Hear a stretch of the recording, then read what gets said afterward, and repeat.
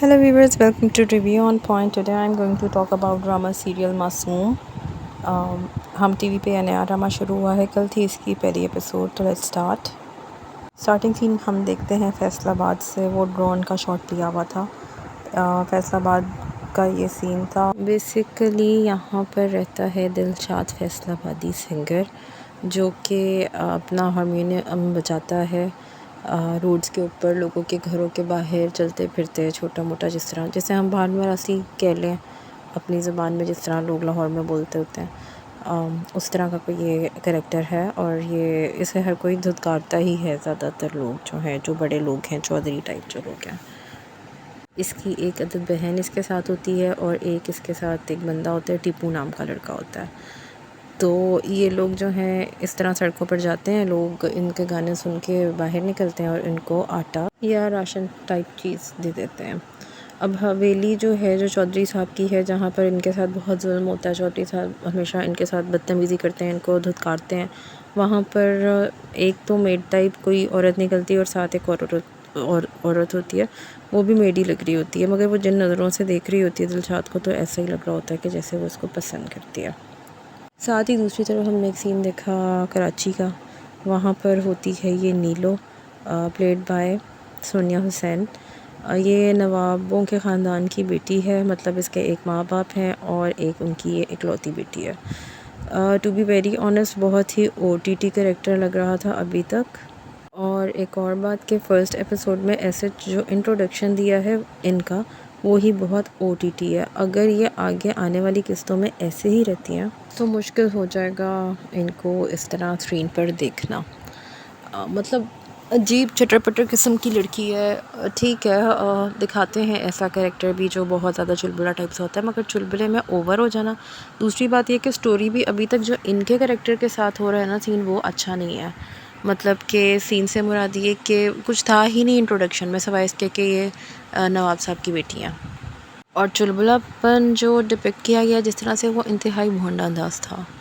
मतलब पहले तो मुझे यही समझ में नहीं आया कि दुपट्टों के बीच में से इंट्रोडक्शन जब इनका होता है तो दुपट्टे इधर उधर लहरा रहे होते हैं, उनके बीच में ही होती हैं। फिर एकदम कट टू नेक्स्ट सीन हम देखते हैं कि ये सब्ज़ी वालों के पास खड़ी हुई होती हैं, और सब्ज़ी वालों के साथ जिस किस्म की ये बहस करती हैं, वो मेरे तो सर के ऊपर से गुजर गई कि इतनी वो बकवास बातें थी कि आई थिंक आजकल कोई बच्चा भी इस तरह से बात नहीं करता अगर वो किसी से कुछ लेने जाए तो। फिर घर पर आती हैं, ये अम्मा को कहती हैं कि मैं सब्ज़ी नहीं लेके आई, कोई मुर्गी वगैरह बना लें। अम्मा पैसे मांगती हैं तो ये साहिबा पैसे भी गिरा आती हैं। तो कुछ अजीब से सीन्स थे जितने भी थे नीलो के। इनकी एक दोस्त आती है, वो आके बताती है कि मेरा कोई रिश्ता आ रहा है, कहती है फ़िक्र ना करो, तुम्हारा रिश्ता मैं ख़त्म करवा दूँगी। और ख़त्म कैसे करवाती हैं, रज्जो इनकी दोस्त का नाम होता है, ये बाहर ही खड़ी हुई होती हैं और एक एबनॉर्मल टाइप सा लड़का आता है जिसने सेहरा बांधा हुआ होता है।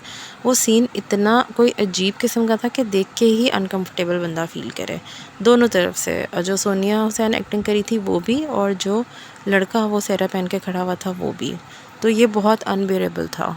दूसरी तरफ आगे चलकर हम देखते हैं जो दिलशाद फैसलाबादी है, वो फिर से सड़कों पर निकल आता है टीपू के साथ और अपनी बहन के साथ, और उधर ही जाता है चौधरी साहब की हवेली के बाहर। वहाँ पर कोई शादी वगैरह का सिलसिला होता है और वो उसको रिक्वेस्ट करता है। चौधरी जो है वो अपने गार्ड के साथ बाहर निकल आता है इसकी आवाज़ सुन के, और फिर इसको जलील करता है और इसको धुतकारता है, बार बार उसे मना करता है कि यहाँ से चले जाओ, हमें तुम्हारी ज़रूरत नहीं है। जबकि दिलशाद कहता है कि आप मेरी एक ट्राई तो लें, मैंने तो जब से सुना है आपके घर शादी है तो मैं ही आपके घर गाना गाऊंगा। चौधरी कहता है कि नहीं, मैंने तो बड़े सिंगर को बुलाया शहर से। जब इसका दिल टूट जाता है, फिर भी वो जो साथ लड़का होता है टीपू वो इंसिस्ट करता है कि नहीं, आप इसका गाना सुने। फिर होता यही है कि अपनी ढिठाई के साथ खड़े रहते हैं ये लोग, और जब ये नहीं मानते तो जो गार्ड होते हैं चौधरी के, वो इनको मारते हैं। अब वही बात है, जब ये बंदा आपसे चिढ़ता है, आपको कह रहा है जाओ, तो यहाँ से चले जाओ ना। बट अगर ये चौधरी के गुंडों की कुट ना खाते, इन्हें रोना ना आता, तो जो बहन है वो इनके सामने अपना गला ला के कैसे तोड़ती। एक सीन क्रिएट किया गया जहाँ पर ये हमें देखना था कि दिलशाद अपनी बहन को लेकर कराची किस तरह पहुँचता है। बहन जो है वो इनके सामान पैक करके इनके आगे रख देते हैं, और नेक्स्ट डे हम देखते हैं कि ये लोग चिंची में बैठ के चले जाते हैं रेलवे स्टेशन। रेलवे स्टेशन से हमने देखा कि सीधा ही ये कराची आ गए हैं। जब ये कराची आए तो आते ही साथ दिलशाद के साथ हैंड हो जाता है। वही जो कराची का एक पेट स्टाइल है, सिग्नेचर चीज़ जो है, जो इधर स्ट्रीट क्राइम्स होते हैं कि फ़ौरन ही कोई भी बंदा बात नहीं कर सकता, फ़ोन पे हाथ में मोबाइल हो तो वो एकदम चोरी हो जाता है, तो इनके साथ एग्जैक्टली वही होता है।